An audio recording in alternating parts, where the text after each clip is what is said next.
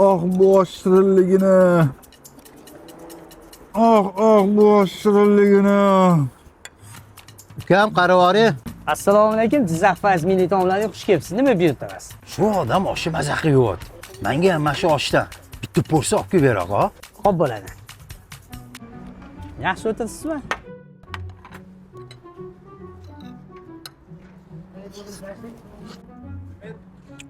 Oddiy osh ekan.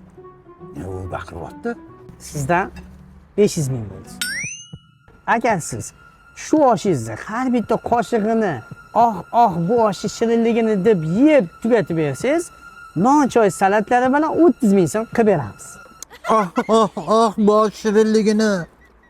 Bu osh shirinligini. Bu osh shirinligini. Ukam menga ham bitta mana shu oshdan qilib bergan.